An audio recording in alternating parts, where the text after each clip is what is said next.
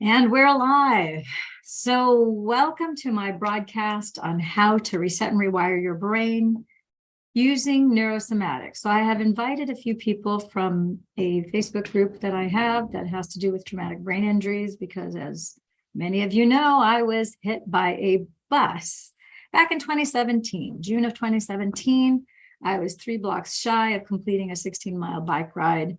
And unfortunately, I got hit by a bus. So what happened then was I suffered a traumatic brain injury, was hit from behind, and I ended up having a C5, C6 cervical injury, an L5 injury in my lower back, and it was an incredible pain, of course, from that. And I also had a leg injury. I had basically a nice little laceration from my ankle to my knee, which was no fun, and left a very ugly scar, and took over a year for that to actually close and heal, even though I normally heal very fast. But when you get hit, when you suffer a traumatic brain injury, everything gets thrown literally offline. And so your neurochemistry, your biophysiology, everything is altered in that instant. And then there's a cascading domino effect that ensues. And there's the things that you're aware of that are wrong with you immediately, some of which, the doctors may inform you of, others that you become aware of yourself. You can feel the pain, obviously, in your neck and your back and, your head. Sometimes with traumatic brain injury, your brain per se doesn't feel pain. However, you still can have a headache. You also can still have tinnitus. You can still have a whole host of all sorts of other things that you might feel as a result of that, including blurry vision, loss of smells, loss of taste, loss of different senses inside your body.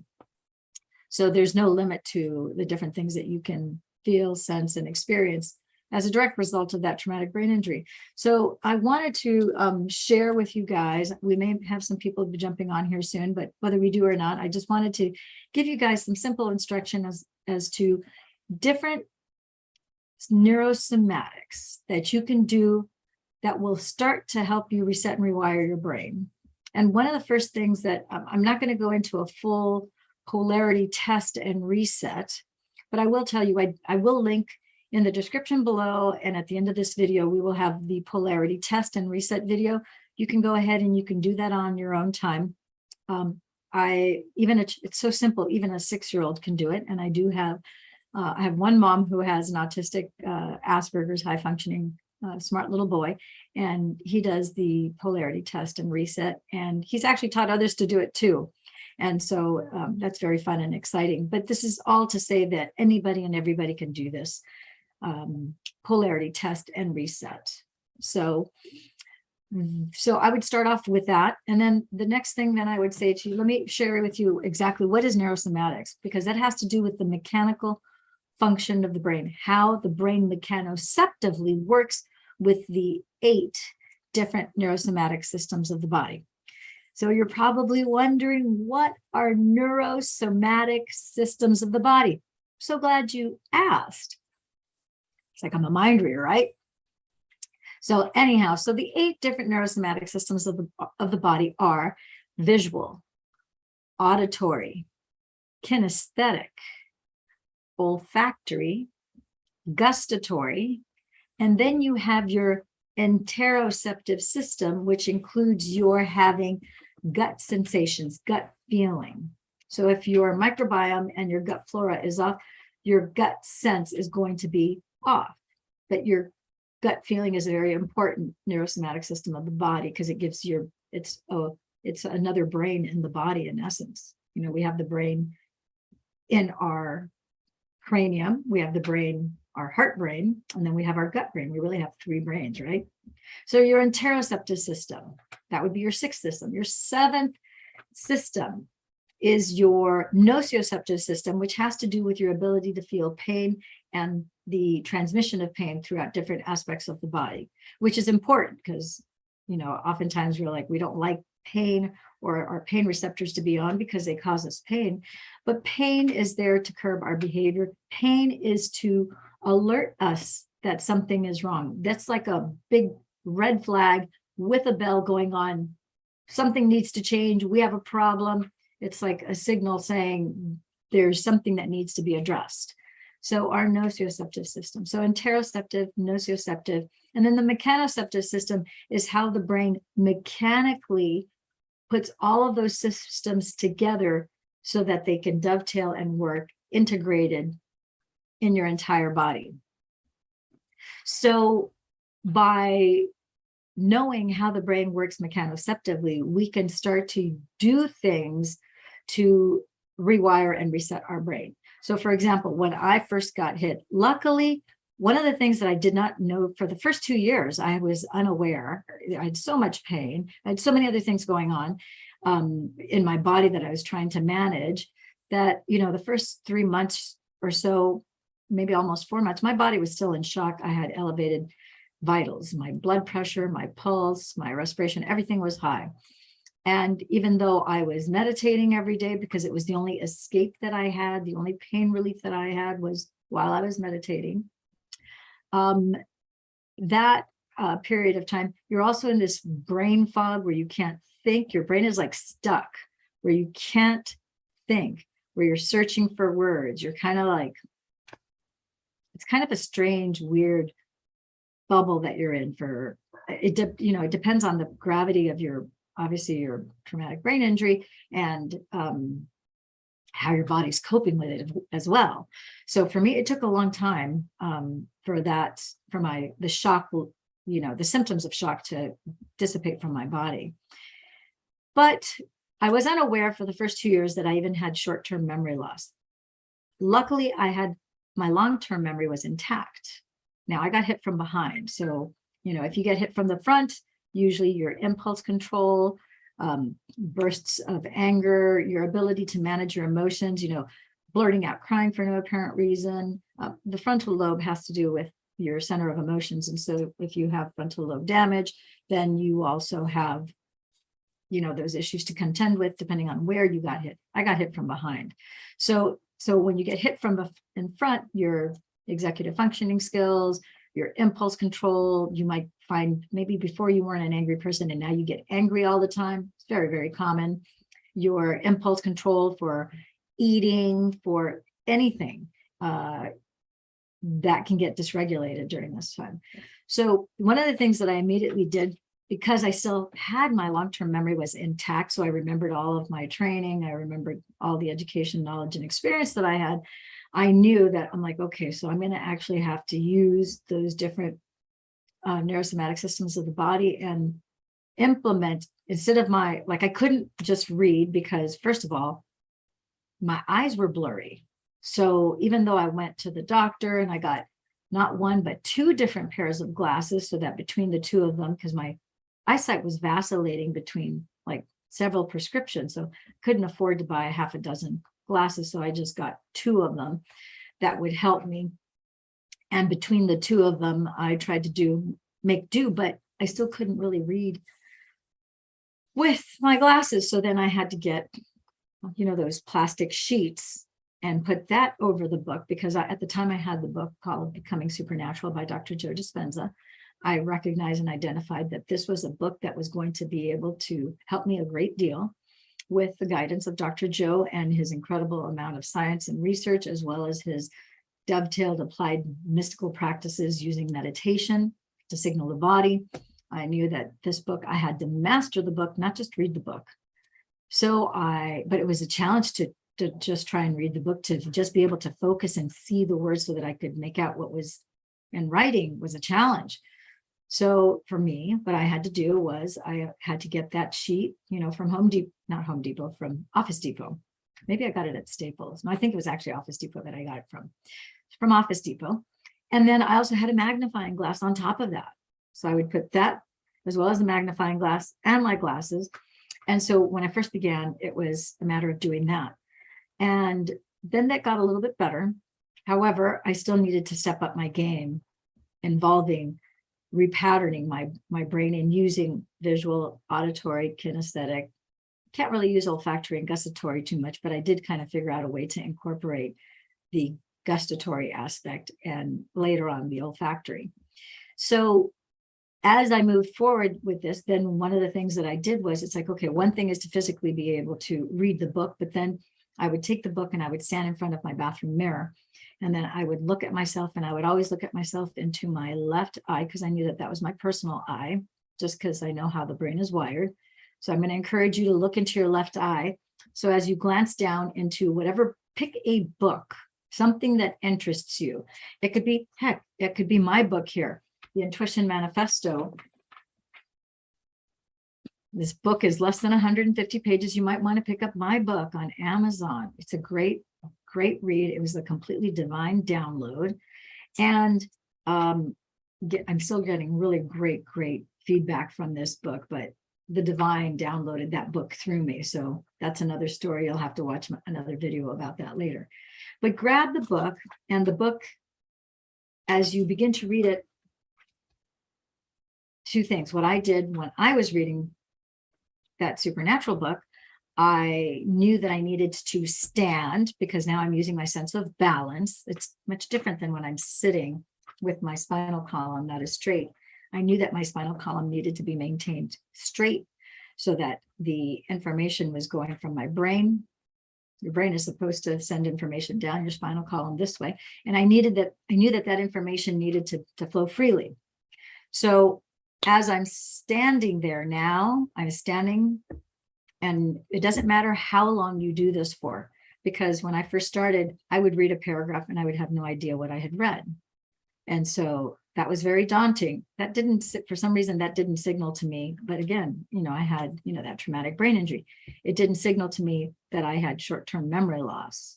I just realized that I couldn't understand it. It was like my brain is stuck. I couldn't understand that the words that I was reading at the beginning. And so I would read that paragraph over and over again. And then I would eventually get to the point where I would read a sentence. And then as I was reading, I would look up in the mirror and I would look into my left eye, so that I'm looking at myself reading the book, but I'm looking at myself in the left eye, and I'm looking at myself in the mirror, and I'm hearing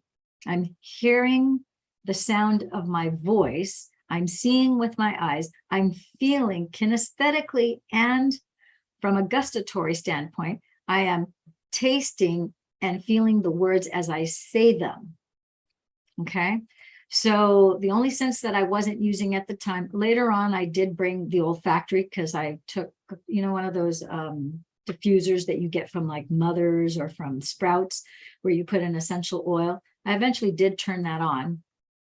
And as I would read, I would put that on so that I had this sense of I used a lemon smell that I found very pleasant to me. You can find whatever smell you find pleasant to you. I happen to use lemon, sometimes orange oil, sometimes both, but that's what I would do. And so as I'm standing there, as you stand, sometimes you shift. It's not a bad idea to shift from right to left foot. At the beginning, you got too much going on, so I was just standing. But as time progressed, and then as I started to improve, and I knew that it was a matter of not if it would improve. I knew that it would improve. It was inevitable, because that's how the body is wired, is to repair and to restore itself. And so I knew that by doing this, that I would be resetting and rewiring my brain. And in the polarity test and reset, we will be crossing energies over from right to left. So you will actually see how you're literally taking energy from the right side of your body, because as you know, the right side of your brain controls the left side of your body, and the left side of your brain controls the right side of your body. So as you do things that you cross over from right to left this way, which again, in the polarity test and reset video, I go over that. So I'm not going to go over that here. But as you're reading, now you're reading this tangible book, right? In this case, we're going to use the Intuition Manifesto as our demo. And then separate from that, what I did was in the mornings, because I would normally read later in the day. So in the morning, when I would first wake up, I just realized I better check my Zoom here to make sure that no one's trying to get in that hasn't gotten in yet. There we go. Okay. So So in the morning, what I would do is I would take my Kindle, because I had a Kindle version. There is a Kindle version of this too. But I would take my Kindle and I would take the same book. And so as I would get ready in the morning, then I would, the Kindle has that automated voice.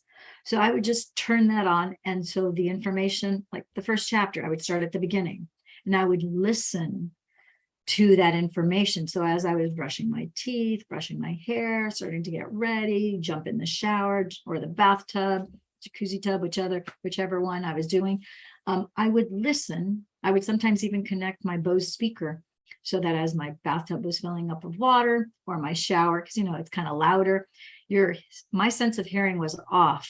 I also had really high tinnitus, like a very high pitched frequency that was on all the time that would keep me from sleeping. So one of the symptoms I also had was insomnia. So as a direct result of that, I would sometimes just putting it on my Kindle wasn't loud enough. And so I would connect it to my Bose speaker. And then I would listen to that as I would continue to get ready in the morning, shower or bathe, and then get ready, put my clothes on and so forth, and then, move on with my day.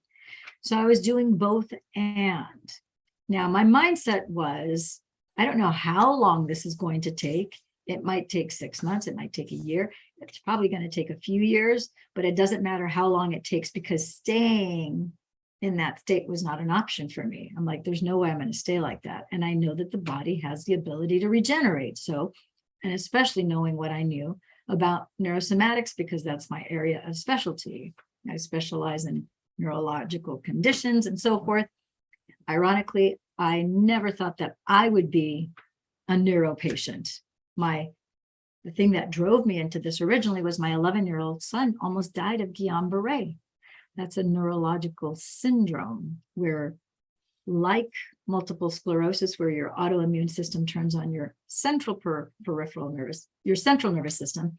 With Guillain-Barré, your autoimmune system turns on your peripheral nervous system, which you have an ensuing paralysis that starts at your feet, progresses up.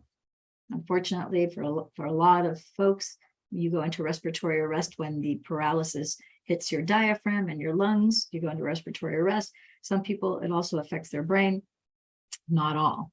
And so he was paralyzed from the neck down and in pediatric intensive care for 11 and a half weeks. Very long time. Almost died in the first 5. Almost died actually in the first week. And it took him a year to recover. And that's what caused me to go do a PhD, piled higher and deeper, and to do a deep dive into the area of holistic care and medicine that has to do with neurology, because I had to be there for my son. And so it's interesting because someone recently pointed out to me, like, wow, you get a lot of emergent cases and urgent cases. And I never really thought of it before, but I started off as a medic when I graduated from high school. I also graduated as an emergency med tech and became a paramedic. And my first job was working for a private ambulance company. And also I worked at the emergency room. And the 4 years that I did pre-med at USC, that's where I worked. And so I never really thought about the fact that I get a lot of urgent cases. It's not uncommon for me to get people who are in either PICU, children in PICU, or NICU, or ICU, adults who are in comas with blood clots, with all sorts of different things, whether they have, that thing that's been going around for the last couple of years or something else. And we've been successful in getting those folks out, even when they've been told, their family members have been told they're not going to make it. We've been able to turn that boat around for them. And we just had another one this week with ALS, who she was sent home because there was nothing else they could do. And they said she only had a few days. And here we are. It's now Saturday, 6 days later, and she's doing much better. She's having a little trouble still sleeping, but still doing much, much better. So she took a turn for the better. And that's what we helped her do, is take a turn for the better. So with those neurosomatics, I just want to encourage you to keep that in mind. And as you, even something as simple as drinking a glass of water with the intention that this is all you have to do to start to rewire and to reset your brain. You might even want to put that on a little, have a little labeler, and on your, maybe have a designated glass of water. And just to have type out there, this is all I have to do to reset and rewire my brain. And then fill that glass, have that be your designated glass of water when you start to read, because this is going to help develop your sense of cognition. Your neurocognitive function will start to develop neurological pathways. There's a Nobel Peace Prize winner called Kandel. I talk about Kandel in this book. We talk about rewiring and resetting your brain also in this book, by the way. And I also talk about not only the medical circumstance surrounding my son, but also when I got hit by a bus. So Kandel talks about how you can rewire new neurological pathways of the brain just as you're learning something. Right now, you're actually getting more intelligent as you watch this broadcast, as you learn these things that I showed you and shared with you about neurosomatics, things that I've shared with you up until this point. This is new information to you. So as you're hearing it for the first time, seeing this, your brain is actually forging new neurological pathways of the brain. As you begin to adopt and implement and start to do these things, you start to, read this book, and you start to feel yourself as you're reading the book, as you're hearing yourself speak these words, as you are in fact feeling your mouth say the words, you're tasting what you're tasting as you're saying that, you're feeling the vibration inside your body, not just in your mouth, but also down your throat and in your chest. There's a certain vibration that happens when you become aware of these things. That is starting to make the grooves in your brain deeper. And as you do this every day, and as you're standing and you're balancing from your left to your right foot, as you take a sip of water, because you're going to get thirsty as you're speaking out loud, introduction, preparing to increase your intuition, because that's what this book is about. Right now, you're in the process of manifesting restoration of your body. So here we go. The intuitive mind is a sacred gift, and the rational mind is a faithful servant. That was Albert Einstein's quote. We all strive to live a better life. Isn't that true? It has been said that once we know better, we do better. That desire deep down has brought you to hold this very book in your hands, and not mere happenstance, but indeed by divine design. I'll let you check out the book for yourself. But the bottom line is that you start to rewire the neurological pathways of the brain as you begin to do this action over and over. And as you learn new information and you start to implement it, then those grooves get deeper and deeper and deeper, and your neural connections start to grow, and they start to connect with each other until they literally create deep furrows in the brain. And that's when something is a habit, something is, then it goes, even faster, because you don't have to hardly put any energy towards it because you've got a deep groove going down that way. So I do want to mention, because with traumatic brain injury, one of the things that happens is sometimes our sense of hearing, either the level, it goes both ways. Sometimes it gets super sensitive. Other times it gets really dulled. Sometimes the hearing not only can be distorted in the sounds, but also the rate at which you can understand speech sometimes is also tampered with. So I want you to know that in YouTube, you can actually go to the little gear that's on the bottom right screen of your YouTube channel, and you can actually change the speed. And from normal, just as you can go make it faster, 1.25, 1.5, 1.75, or twice as fast, you can do the reverse. You can do 0.75. So it's going 25% slower or 50% slower, so that it's at a rate that perhaps might be easier for you to follow and to understand if at any point in time I'm talking too fast, because that can happen. And I remember watching videos where I would watch them over and over again, and I would constantly rewind and re-listen, rewind and re-listen. And then I'm using my sense of vision, I'm using my sense of hearing, and then it's also kinesthetic because I'm using, my right hand to use the cursor to effectuate that. So all those things go towards helping you reset and restore your body, and to help you rewire your brain so that you start to gain back more of your neurocognitive function. in essence, those are brain exercises. That's neurosomatics. So I don't think we have any other. I'm going to see if I've got any questions. I want to share with you guys also on this post, we had a certain number of people and they shared I asked, what are your 3 worst TBI symptoms? And I put that mine were pain, blurry vision, and insomnia. And my 4th one was the feeling of having a stuck brain. Here we have one person, Angel said, memory. I'm only 25, huge trouble learning, anger. There's one that tops all, but basically that. Another person here, they're saying that they're so grateful that I have traumatic brain injury and I'm blessed with 0 pain. Very fortunate. Another person, memory, head pain, blurry vision, and dementia. Another person says here, let's see, Christy says, pain, memory fatigue, lack of focus and concentration. That's really a difficult one. Lack of ambition and drive, no energy, easily confused and distracted, poor concept of time, no balance, no coordination, inability to learn new things because of bad memory, forgetful, inability to complete tasks, not good restful sleep. Some days I'm really spacey. I could go on, but you said 3. Isn't she cute? These are all tied. They are.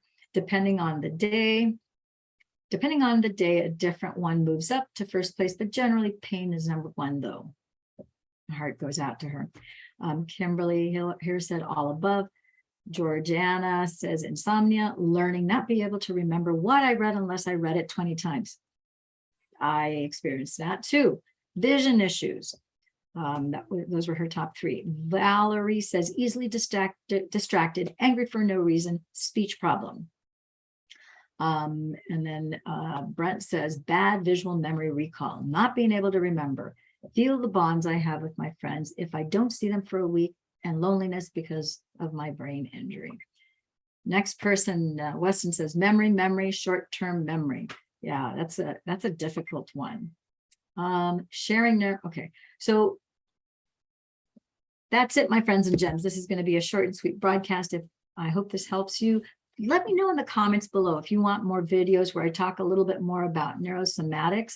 Sometimes balance, like the first few weeks after I had my traumatic brain injury, I would get vertigo. I would get dizzy.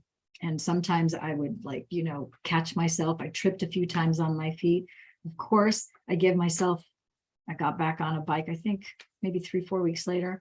When I did get back on my bike, I'd never fallen off my bike my entire life, ever. Not even as a kid. So holy cow, for me to now fall off my bike again, there's a little bit of water. It wasn't even raining around, but there was just a little bit of water, probably from whatever landscaping and so forth.